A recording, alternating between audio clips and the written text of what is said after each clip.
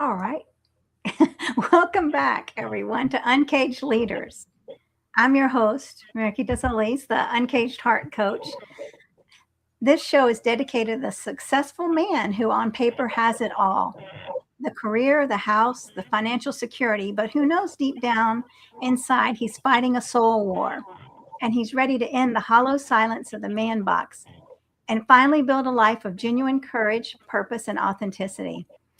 I bring a unique value to coaching, built on years of training from the Institute for Women Centered Coaching, Training, and Leadership, and combined with my direct social work experience with little boys shutting down their feelings, giving me insight into the exact moment the successful, driven man of today started building those walls that shut down his heart. As an empath and a highly sensitive coach, I help men reconnect with the very things they were told to shut down their vulnerability, compassion, and somatic system. So I'm very honored today to welcome my good friend, Gail Thomas of Asheville, North Carolina.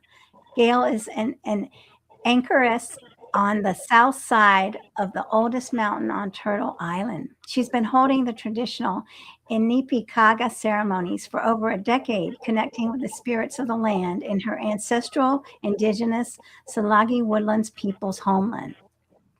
Gail has a powerful gift in that meaningful songs come to her in dreams to help heal the world. Her specialization in Jungian Depth Psychology aids her in helping anyone find their song through dreams, mandala art, dance, movement, and music, transformation, guidance, and ancestral sharing. So, welcome, Gail. I'm very honored to have you here.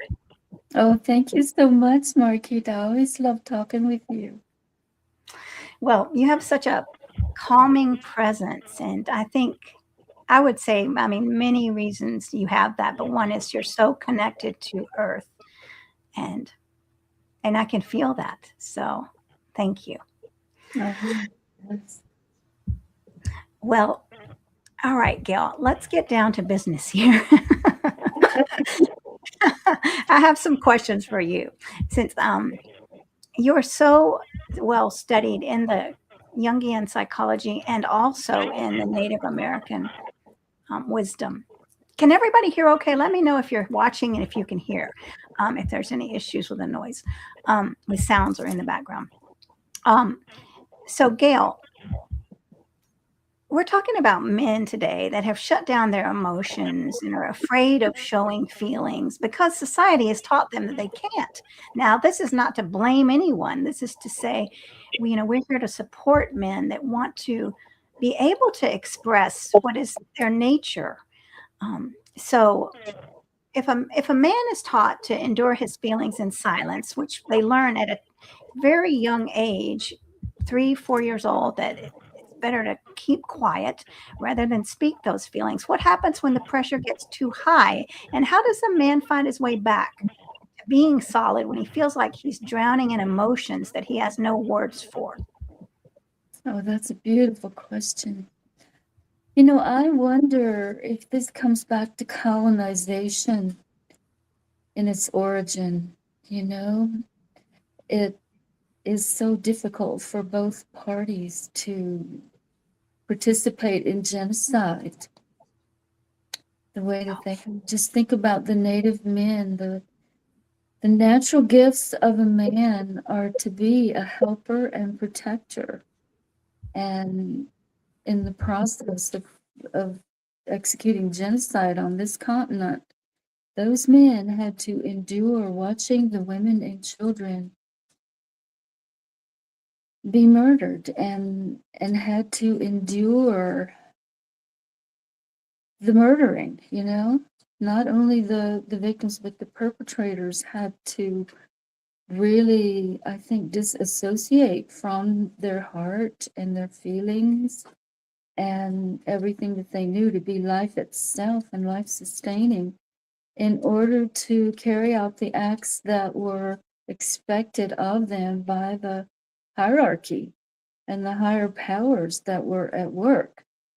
And I think realizing that in the history and in the ancestral patterns on this land, I find that the connection to the land has greater impact than most people can imagine, especially when I do the dream work.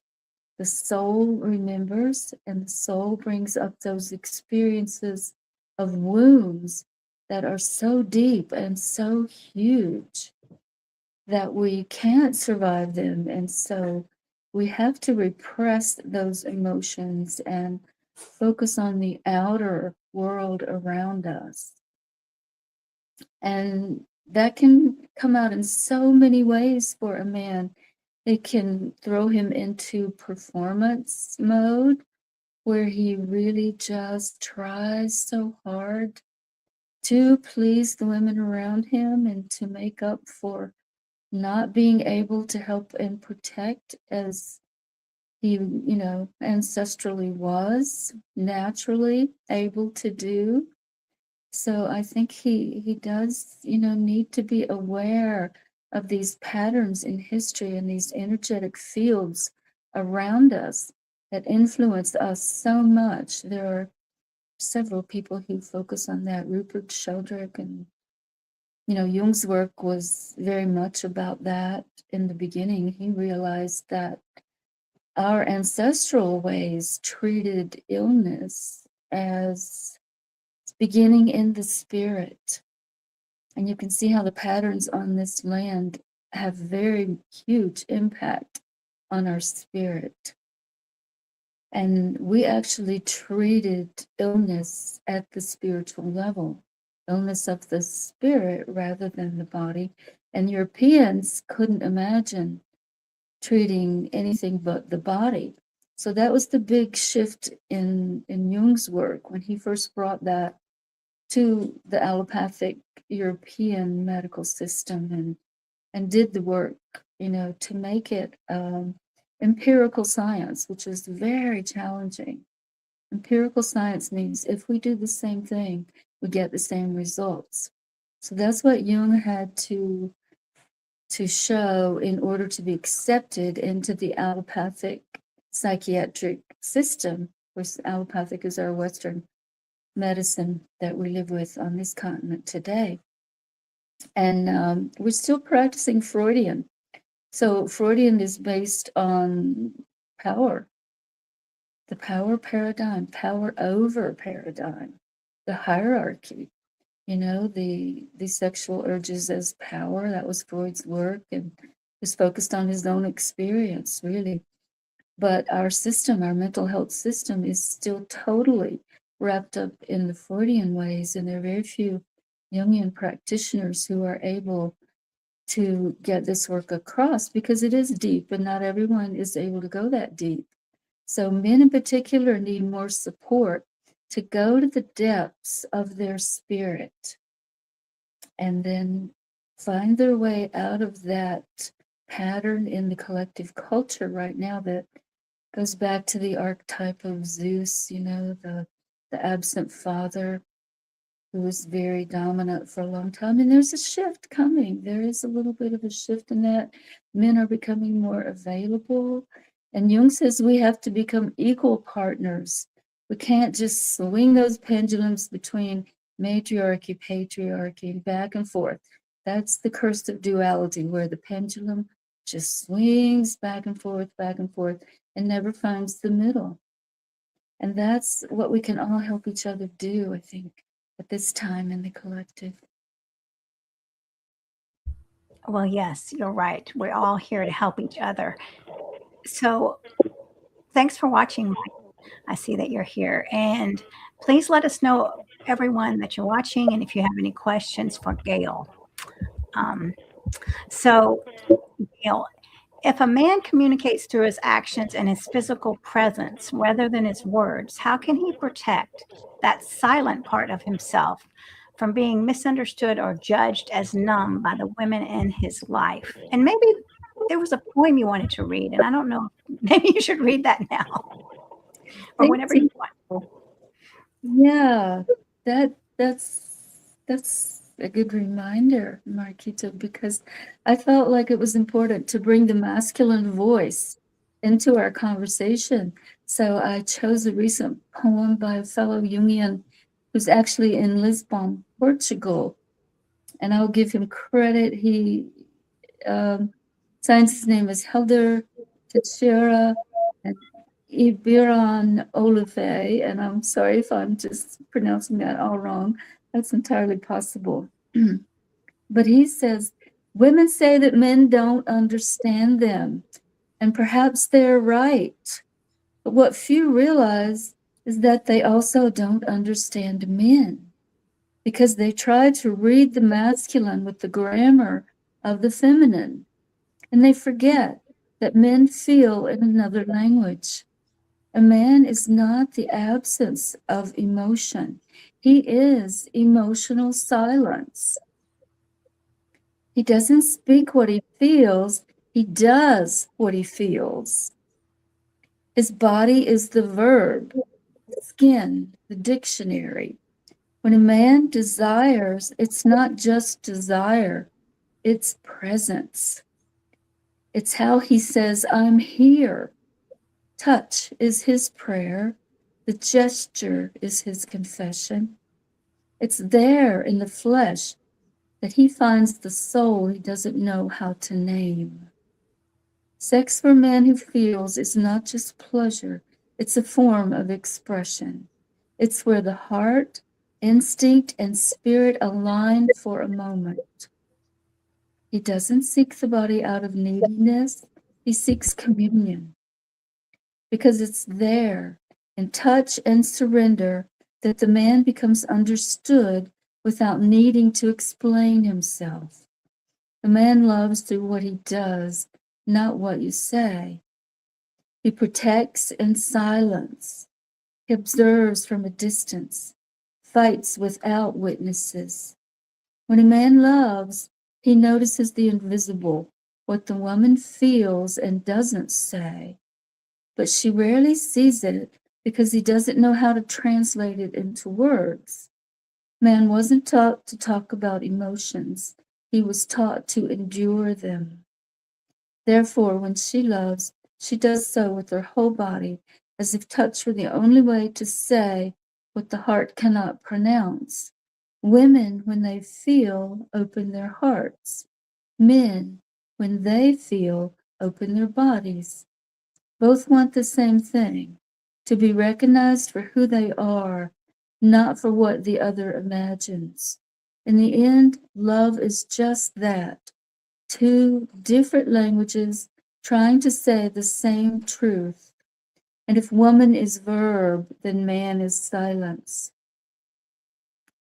And both listen to each other. There is translation. And it is in that instant that love finally speaks fluently.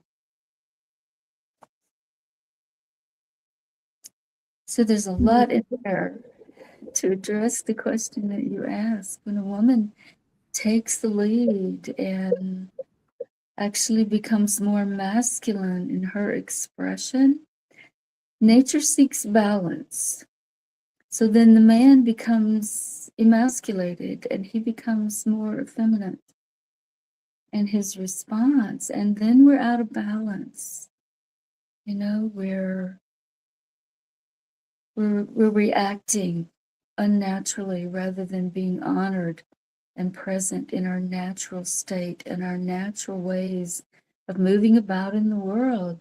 There is so much difference in masculine and feminine that we need to go in appreciating and wanting to be present to and wanting to experience and complement each other and bring each other to balance and work as a team in the actual discernment that is necessary to support new life on earth.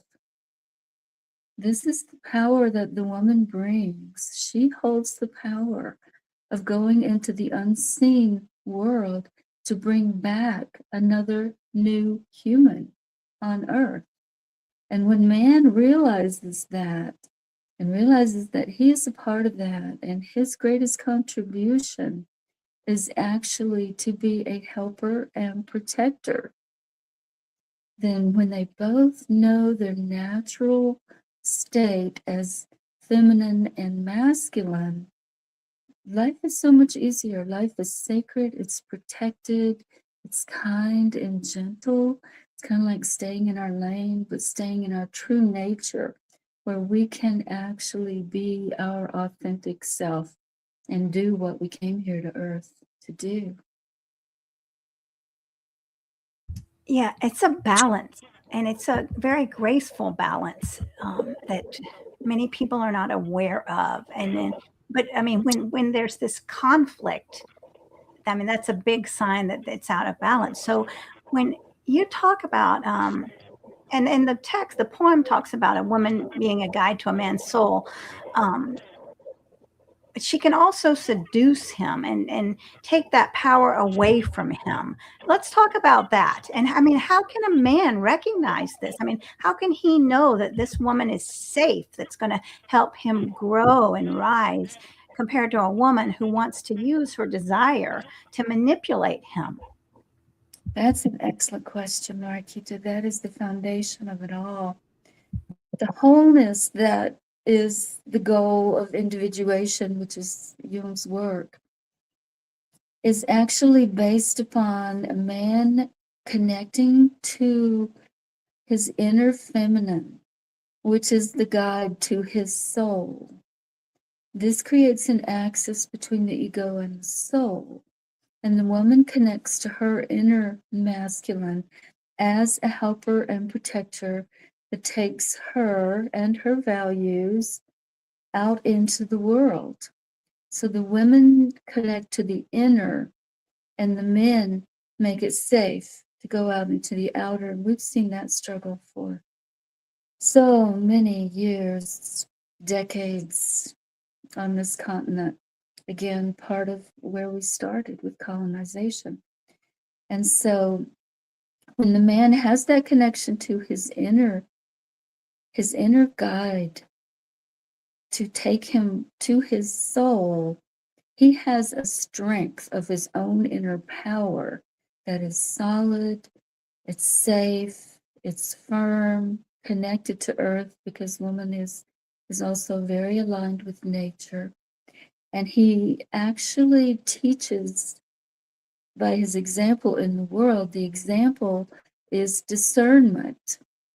And he needs to be very critical of the value of having that inner power, being connected to his soul and being in his inner power, which she can do just easily with what I call a flesh flash, those seductive clothes and seductive actions have so much power over a man because it holds the power of procreation.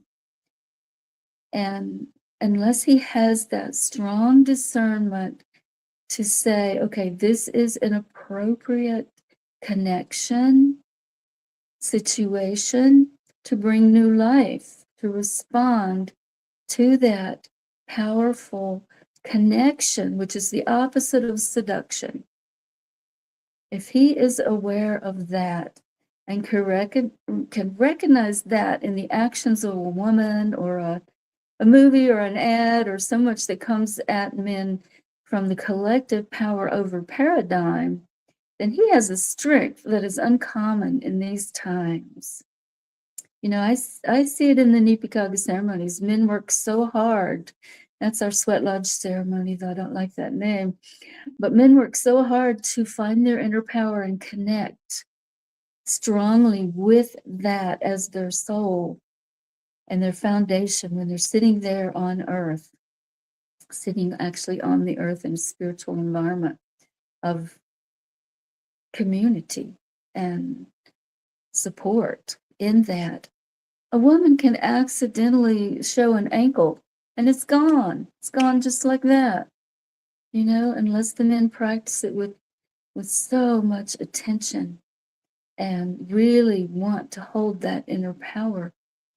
The power of the feminine that brings life onto earth just takes him over in a flash of skin or so many energies. It has power over him, and it participates in that power over paradigm. And I know that's not popular to the younger women these days. They have quite an argument against recognizing their own power in that way, as opposed to that very quick, kind of cheap, make them look power or grab control kind of power over paradigm. I think a lot of that comes with maturity, and I'm hoping that as the Jungian Depth Psychology work gets more popular, it will have that imprint on the younger feminine generations today. We can share the burden equally that way. Yes. And so if a man was going into a relationship, how do you know the difference between a relationship that has not been, that's not going to be one that's based on soul versus one that is, if you're just going out to dinner and going to the movies, and this is very typical, what are you looking for? I mean, how do you, in this society that's so materialistic and so looking for something outside of themselves, how would a man know what an authentic, grounded woman that would support him look like? What are they looking for? That's a good question too, Marquita. In our traditional ancestral ways, we have a practice of modesty.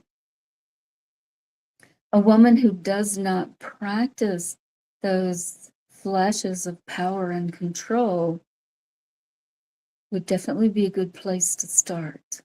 And it's easy to see in the very beginning if she's undiscerning in that way, as well as, trying to just get that head to turn or that attention. Grandmother even took years to teach me about attention. She would say, what's anybody willing to do anything for? And I would say, I don't know, money, power, all the usual stuff. And finally she says, attention. That's how we feed each other on the ego identity level. Identity of the ego is a good place to start too, because ego identity is based on outer appearances. It's based on the image. I want to look like this. I want to do this and not do that. And it's very defined by the outer world rather than awareness. Awareness is what keeps us alive in a disaster. I think this is a part of why nature's bringing us so many disasters. As along with climate change, we are being trained back to our original state of awareness when we had to be aware of our surroundings in order to survive. We didn't have all these walls and ways of, having outer protection. We had to do it inward in our power and awareness. Wow, well, this is really hitting home because I remember a book when I was a little girl, and it talked about being very careful not to brush up against a boy. And I always thought, well, what is this? But it stuck with me, the fact that you're saying this now. And I was reading this when I was probably 10 years old. And yeah, I didn't realize how much power that, even when you said the ankle, even just that, so this is very important. I mean, this discernment, that we have discernment, we recognize what's going on. So men can protect themselves, and women can also, you don't want to take away someone's power. I mean, why would you want to? If I'm going to be with someone, the last thing I want to do is take away their power and manipulate and control them. That control is devastating. It's sickening. It's horrible, controlling other people. So I agree. It really is. But it's a fragile ego. It's the result of that ego identity, which is very fragile. It's not the strong vessel of knowing ourselves, knowing our gifts, and knowing our powers, which is another thing that was common in Indigenous ways that I grew up in. The grandmothers recognized the gifts that the children brought into the world and supported them and helped them and valued those gifts. And we ask each other for their gifts in order to honor our differences and the things that we came here to do. And that's not a part of our culture anymore. So a lot of this goes back to decolonization and depth, which is, the depth psychology Jungian practice. Right. Yes. So I see we've got a question here. Gail, what's your definition of ego? That's my definition of ego. It is the vehicle that keeps us alive and gets us through life, often symbolized in the dream work as the car, the appearance of the car in our dreams.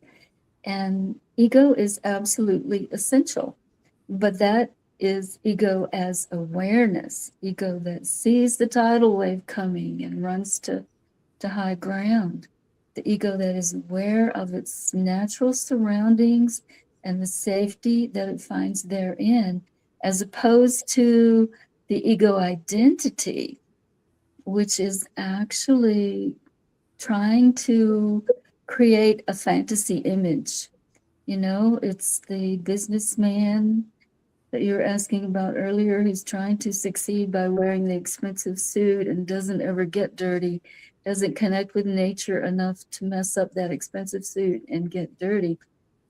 But if that man is in a disaster, let's say an earthquake, he is definitely going to notice from a very instinctual, life-supporting level that if there's a hand sticking out of the rubble, he will get that suit dirty. He will jump down there. He will take that hand. He will dig that life out of the rubble because he is wired amongst all that he does. He is hardwired to support life. Yes, you're right. I mean, a man is a protector, and that is beautiful. And I love to see. I was watching a man speak today, and he was speaking with courage and passion and saying, "Stop. I'm standing up for something that is wrong." And wow, that was so attractive to see in a man, because I don't see that very often. And that was not ego, that was protection and courage and doing what he was going to do. And I thought, we need more of this. So it really stands out when someone does that. So let me ask you this. When a man, and please ask more questions if you have them, when a man loses that sense of purpose and starts focusing on you see men that will buy all these things for women, and they'll just buy to keep trying to please a woman, and then they lose that power inside of themselves. What happens? How can he spot that before he's completely drained? And what can he do if he's in the middle of it to get out of it? Yeah. Spotting it is exactly the first step, being aware that he is supporting that ego identity with materialism that is not connected to nature. It's not connected to sustainability. Even if he has, all kinds of money, that is a form of power. That's outer power as opposed to inner power. And he needs to just really be aware, again, ego is awareness, that he does have that fragile ego and that he can do the work to transform it into awareness and the inner power connection that is our true nature, our authentic voice.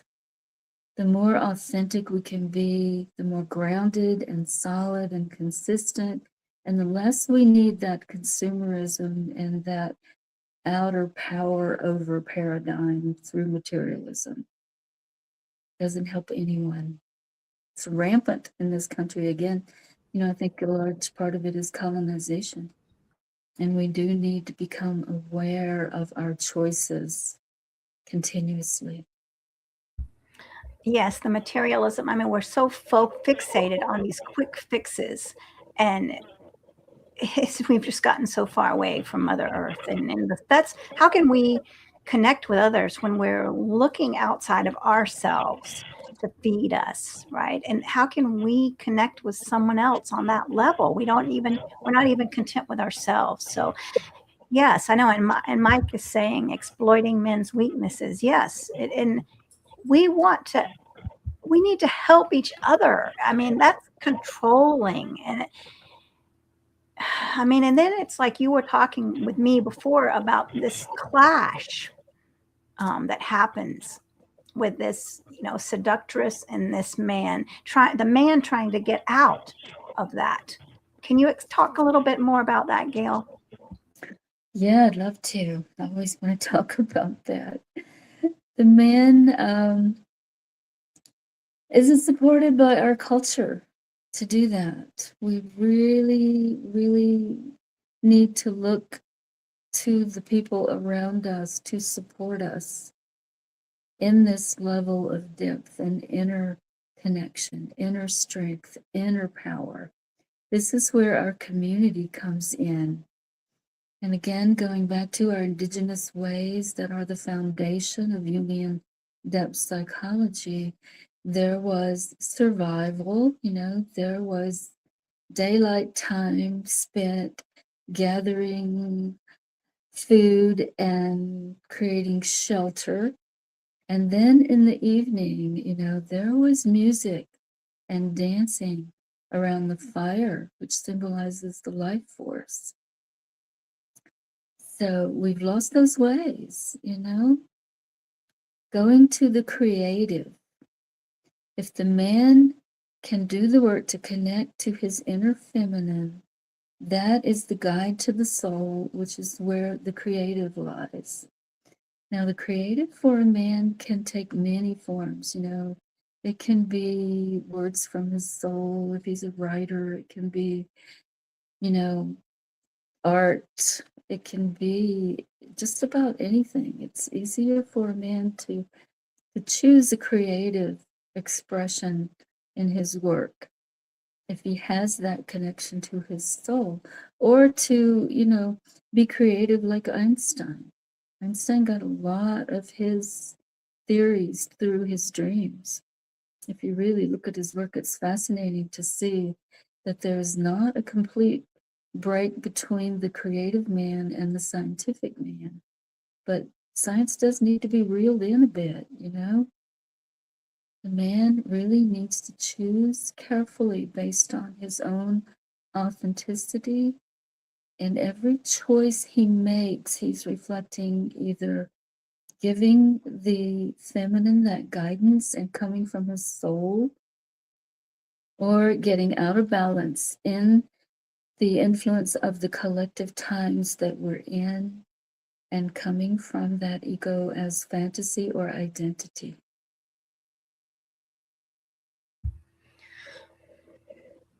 Well, Gail, so I'm working on connecting with my inner masculine and asking for help.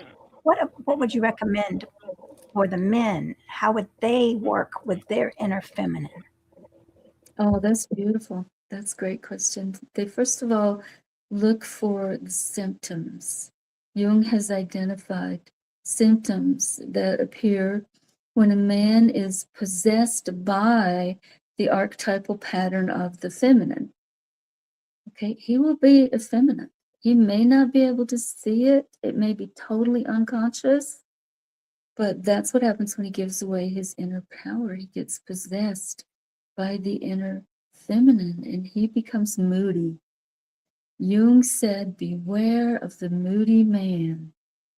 And if you find a man that's even deep in depression, you will find that he is very easily seduced by the feminine, or he's living in the fantasy world of pornography, or even the fantasy identification with something bigger than ourselves, whether it's a movement, an outer power kind of movement, or whether it's, there's so many forms of outer power identity. A football team, men get so emotional and so aroused with that association and identity. outside their own gifts and outside of their own power. They're looking for something bigger than themselves. Even addiction is a craving for connection in community at the level of the soul. That's initially what it is at the spirit level. And so when men become aware and can see these symptoms in themselves and can see their vulnerability to the seduction of the power over feminine paradigm, first step is just to see it, not to judge it, not to condemn it or try to swing the other way, but look for it. Just look for it. And when they see the symptoms in themselves and start to just be aware of them without going into duality of good, bad, right, wrong, do this, don't do that. That's control, and that doesn't hold up. But the actual possessing energy of the collective will not stand up to the scrutiny of self-awareness. Oh yeah, self-awareness is crucial, right? And not knowing, I mean, I've seen just train wrecks where there's been a man who's just, I mean, wanting to find this younger woman, and she's so seductive. Now they're married and it's an alcoholic mess, and it's just clash after clash after clash. And I can see now that it was all, I mean, starting with that seductress and and the power that she has, where now she's gotten the marriage, she's gotten the house, she's gotten all that, and he's fighting to get that back. And it's just, whether the drinking, it's just out of control. Nobody is in touch with soul there. It's just control, manipulation. And so how does a man hold the line with a woman and offer wisdom without becoming cold or controlling? And how does he stay open to her spirit, without, while he's keeping his feet firmly on the ground? Yeah. We need to support them in this in every way that we can, both men and women. I mean, the man, first of all, needs to recognize the neediness of giving in to that, feeding on the youth of another. Our culture is really captivated by adolescence right now. We don't value the wisdom of the elders. We value the energy of the adolescent, the puer, never grow up, never grow old, Peter Pan, never take responsibility.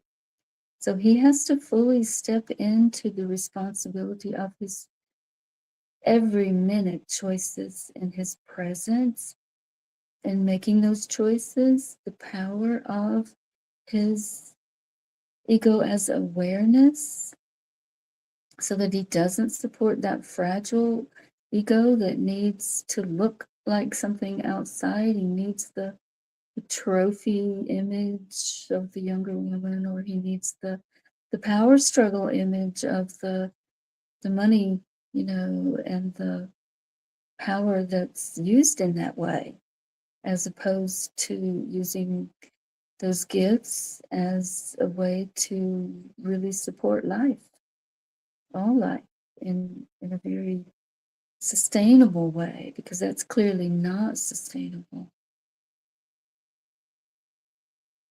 Right.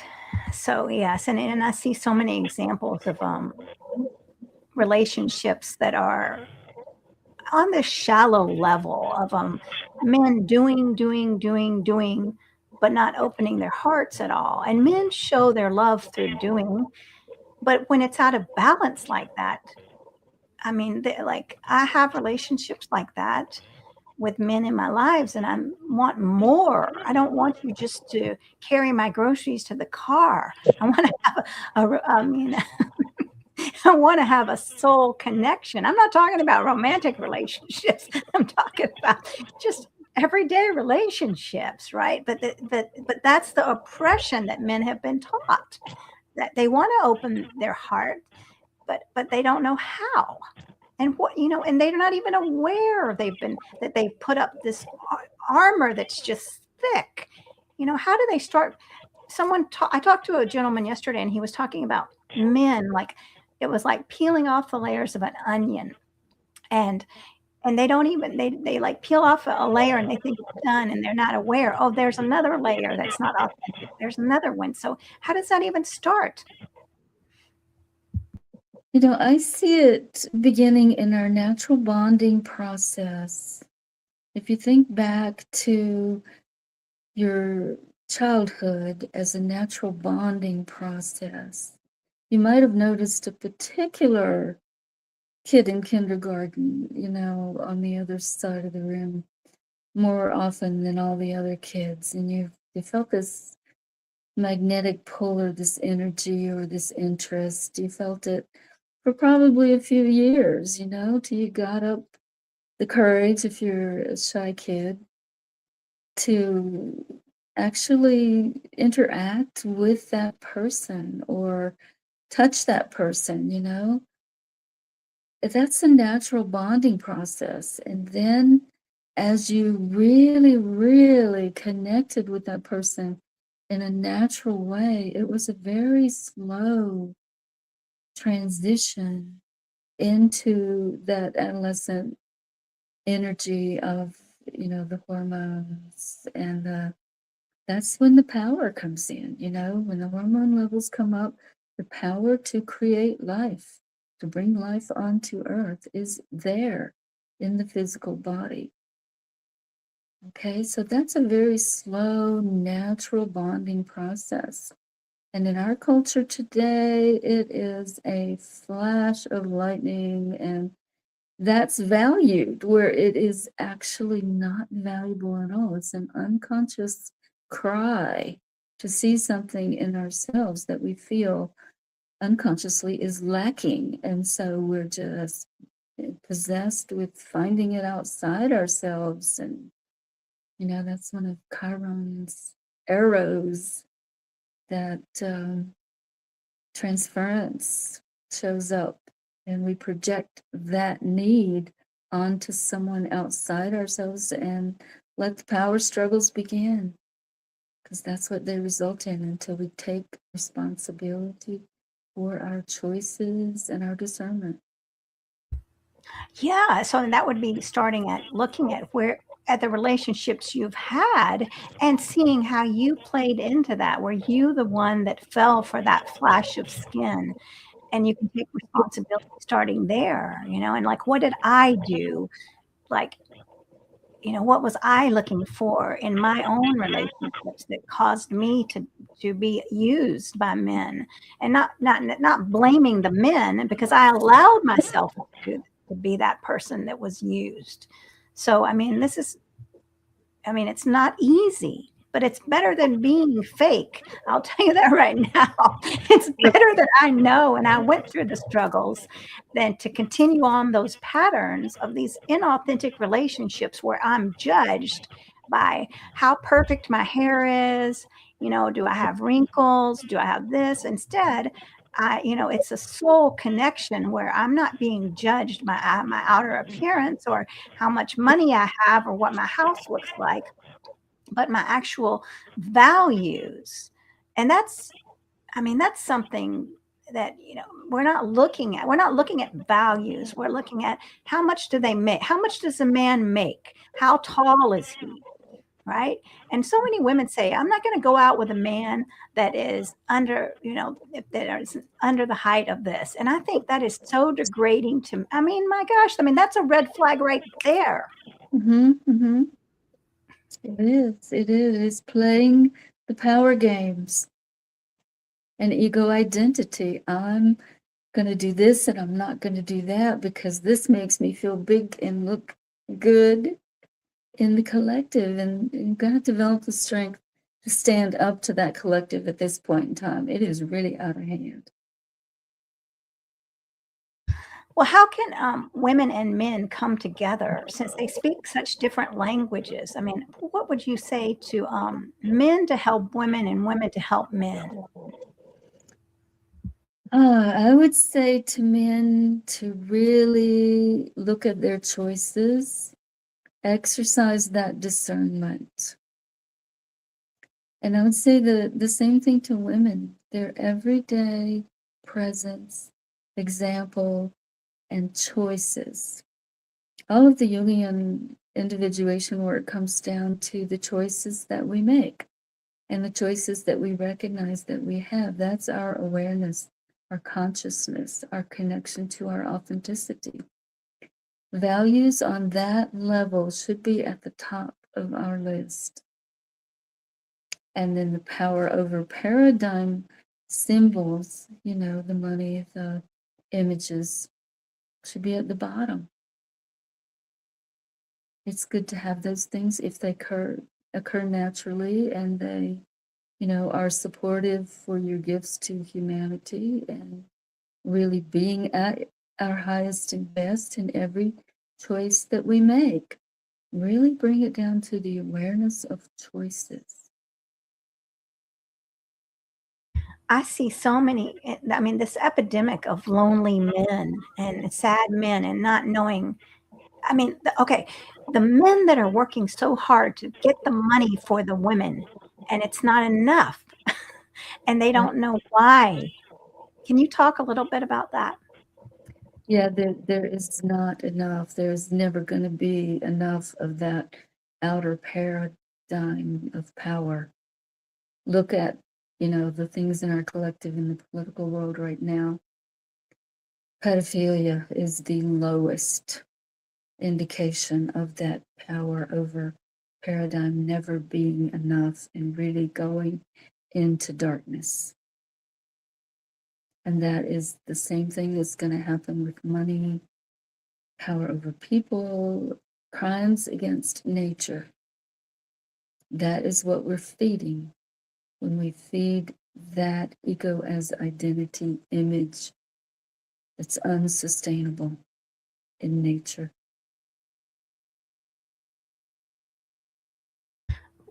What about the man that is so rigid and because I mean, when you're trying to protect yourself with this man mask and armor to protect your heart against these women who have done this over and over and over to you, and all you can do is say, I've got to put up these giant walls to protect myself. What about that man? I mean, he's totally turned against who he is, and my heart breaks. And that's why we're doing this, so that they know there's hope for this. I mean, what would you say to that man? Your heart breaks. That's exactly what you're feeling and how you support him in that. It's important to grieve for that and what it replaces, When you only have that, you don't have a genuine soul connection. The soulmate spiritual bypassing is not a natural bonding process, and it's not sustainable, as well as beginning with a facade or with a pretense or with that armor is not going to hold up. We need to grieve for what it covers, for what is not experienced and not had. I think that is a lot of the loneliness, and when they reach mature level where they can recognize what they haven't had in their life. Theoretically, women look at regrets and men look at accomplishments, but those accomplishments are not enough to make up for genuine depth of love and connection and acceptance and just moving about in each day at our highest and best. It's a very rewarding feeling of being able to do that as sustainable for life. Right. And those men are not aware many times that they're still on that same path of doing the same thing with that armor and the walls. And then they go and meet a woman who is doing everything she can to look beautiful and seductive. And there it starts. Right there. And so then it's just that clash again, clash. And these both people think this is all there is to life. They don't understand there's more to it. There's actually a soul connection.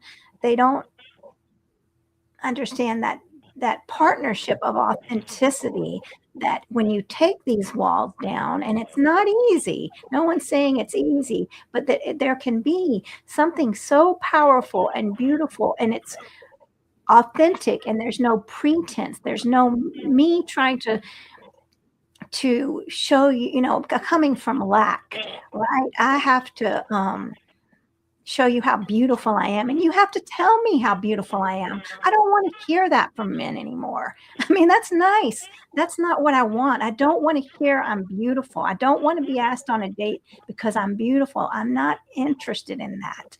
It's just like that's almost a red flag for me. If you're going to say you're pretty or you're this, and you know, and I want to go out with you, I'm not interested in that. No, I'm not looking for a date. I'm just saying this. But yes, I learned that there's so much more. And that is a possession for power and attention from the collective world that we are in today. So there's an equal power in not participating in that. And every one of us that can make our choices against participation in that outer power paradigm is creating change on an authentic level. Yes, and you're showing up differently. People will see something is different, right? And of course that attracts something different in your life. If you're looking at, I mean, we've got to get out of this pattern of going on dates and looking at the facade. I mean, are people willing to speak from their souls? Are they willing to put down the facade on the first date? I mean, or is it going to be just saying, well, where do you work? I feel bored saying this. Where do you work? Where do you live? Where'd you go to school? Where do you, and all these kind of transactional relationships that are from the ego and not the soul. I mean, what would you say? Like, what is a soul connection? What does that look like? I think it looks more like presence. It looks more like a genuine, authentic answer to how was your day? What do you need? What do anything that is just human to human, authentic, kindness. Our indigenous decisions weren't consensus. They weren't good of the whole. They were recognizing the highest level of kindness that was possible in that choice. Right. And so many of us, we go on dates for hobbies and distractions. Like, I mean, we're living in relationships where we don't talk from our souls. We talk about the football game, right? We talk about the movie. We do things together, but outside of ourselves. We're not doing things together. And it's a facade, right? You can have marriages, relationships like this for 20, 30, 40 years, but you don't even know the person. I mean, many people have said to me, I can never be fully authentic with my partner. Many women have said, my partner won't ever talk about feelings. And they say it like it's normal. Oh, yeah, my husband, he never talks about feelings. Now, the fact that we've normalized this is an issue. Yeah, yeah. And men don't necessarily have to talk about their feelings. Back to the poem, it says that's not their natural way. Their natural way is to be a helper and protector. So I feel like, if a man on that date says, what can I help you with? What do you need help with right now? And really looks around with that awareness and makes certain that they are safe and he's being protective in that way.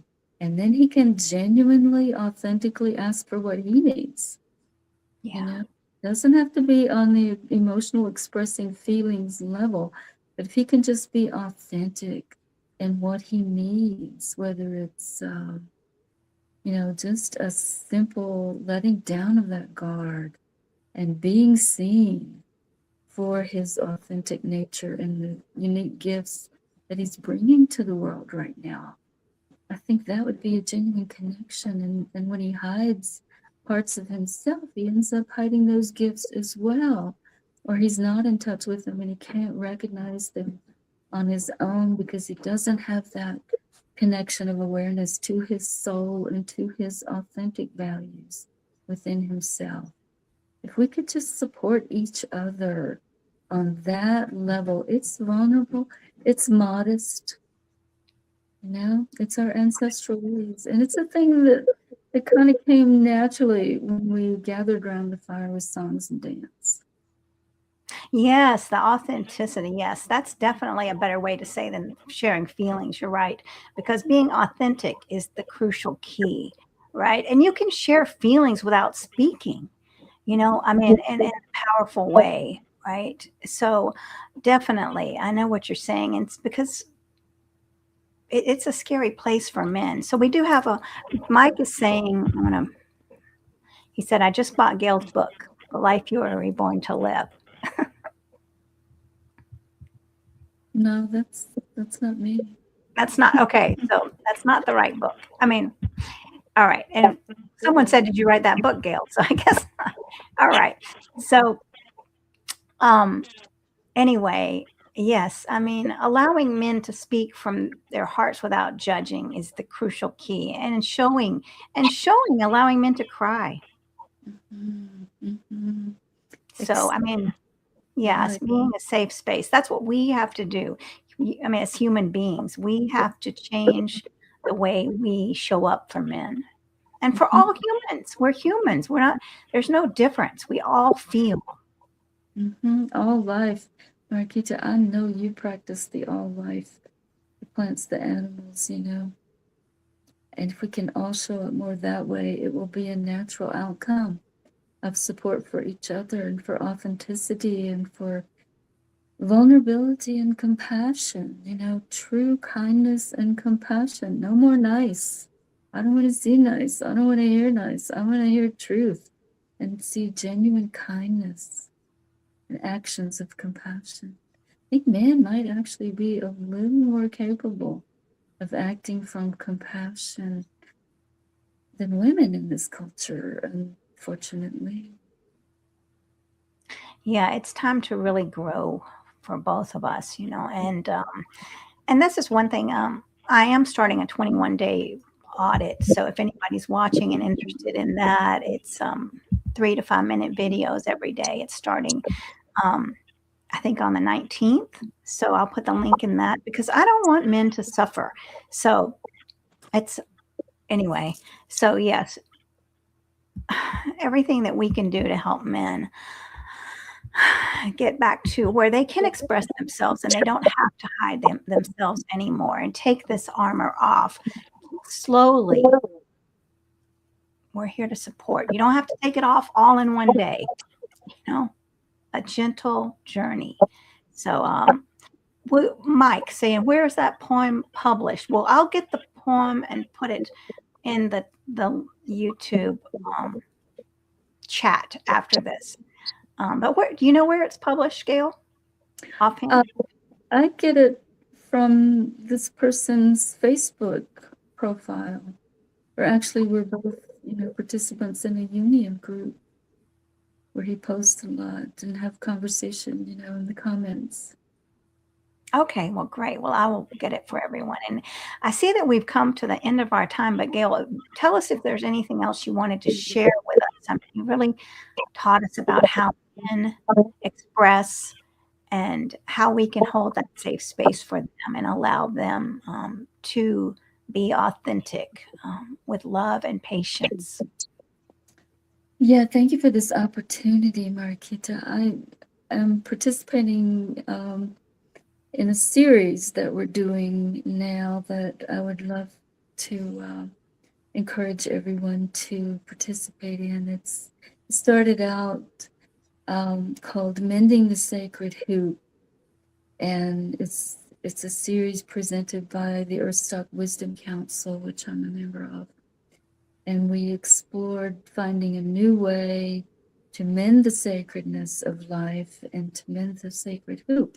And the outcome of that was to take on the exploration of malevolent and dark forces that can take over humanity.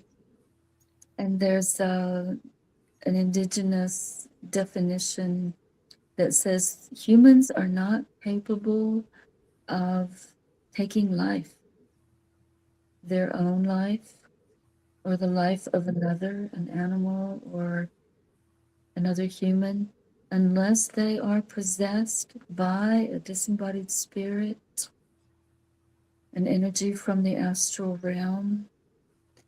We're in the middle of a series where we're actually helping people recognize those energies and learn to deal with them so that we can shift this collective back to more sacred human ways, because our philosophy says we're on the verge of the fifth world, where the animals are teaching us to be more human.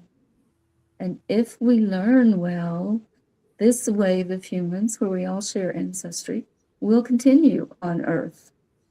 And if we don't make that transition, which is everything that we've been talking about today, then this wave of humans will disappear. It's one word that you see, but this wave of humans will end in whatever way it ends.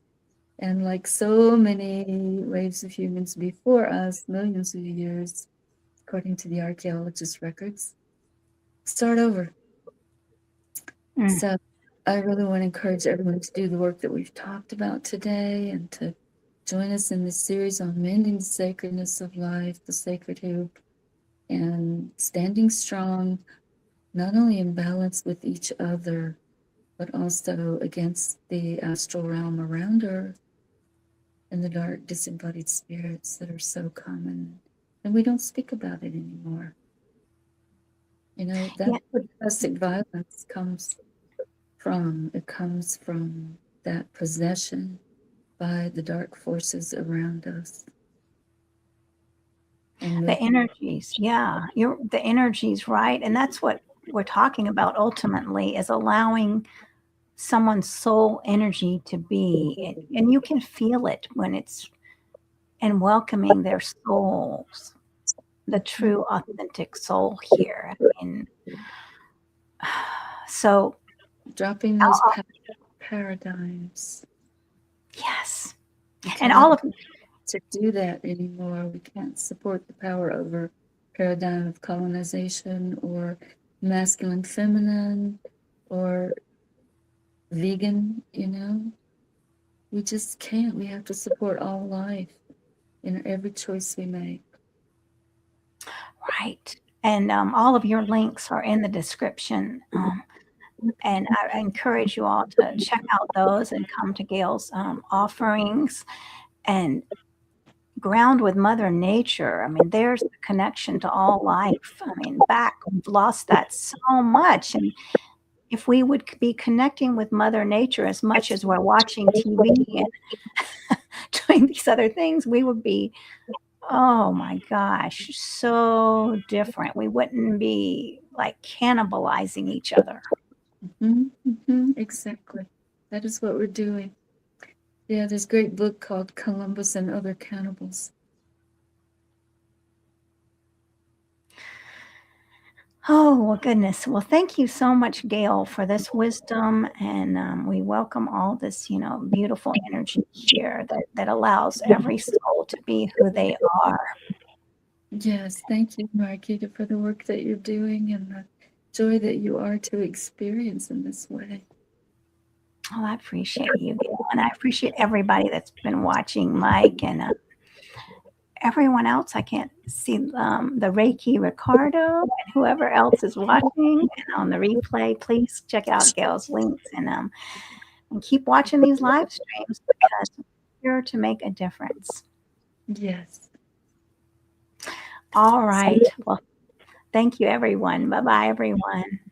Till again.